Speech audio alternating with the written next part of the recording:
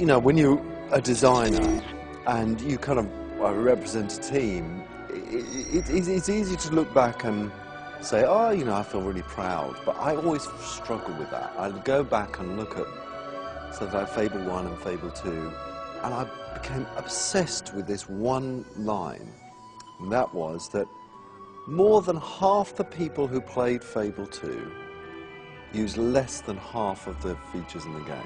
And that's just wrong, man. That's just bad. That's bad workmanship. It's like schoolboy errors. And guess what? The features that they didn't really understand were the deep kind of leveling up blue, green, yellow experience, and you know, the magic combination stuff. And you know, no one ever did that. No one ever used the ability in Fable, which was amazing, which was customization, and people didn't know it. We hid it from them. You know, there was this amazing, incredible world, simulated world, but you know, the game mechanics didn't flow through. The temptation is to say, oh, I'll just ignore that bottom half. You know, I'll just concentrate on the top three.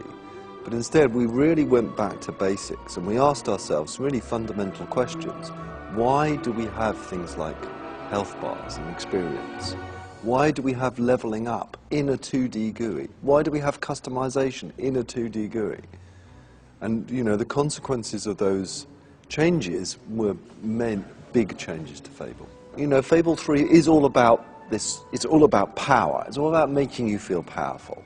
That's a really, you know, that's what we said when we were designing the game. We want people to feel powerful. That's why you're going to become a ruler. That's why we invented touch. And that's why we've redefined combat. And so the really thing is, how can I make people feel powerful? Well, we could actually come up with 200 more weapons for you to buy from shops. But I mean, the fundamental problem, there's a fundamental problem. Everybody ended up going towards one big weapon. That's not choice, that's not power. That's just everyone doing the same. And the same is true in a lot of games that have a lot of items in them. There is one holy grail item. But that fundamentally seems old school and wrong. So we said this simple thing. We're not going to design any more new weapons. We're going to get the player to do it. We're going to give them essentially a blank canvas to paint their weapon on. And the sharpness of the weapon, the curvature of the blade, the hooks on the side of the weapon, whether it drips with blood or glows with an ethereal glory, its name, everything is going to be down to how you use that. And that weapon will level up. It will go up in distinct levels and unlock cool moves in there, and will allow you to sell and trade your weapon online. And it's your weapon that's unique to you, and it's like an advert for who you are. That sounds cool, man. It's all about power. You know, morphing, again, this was a system that was just kind of invented in Fable 1, slightly enhanced in Fable 2. So we went back to the drawing board there. But one of the things we introduced is this thing called extreme morphs. And that is when you get angry or excited, or there's something dramatic that happens, then suddenly you can't hold it in anymore. You see your real self and these wings that spring out from behind you. So for example, if you're faced with a lot of enemies and you've just done a cool move, then you'll see, you know, your true self come out for a split second. That's cool, man. It's all about power. It's all about making you feel powerful.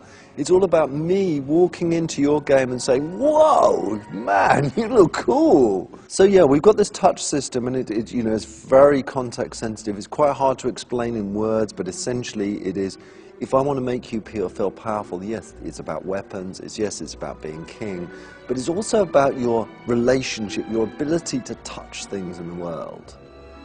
You know, and if I said to you, well, suddenly you as a human being can't touch anything, you'd feel diminished.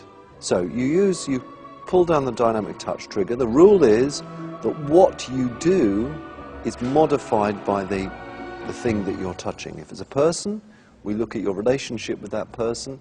If you've got a romantic relationship, you may well give the person a hug.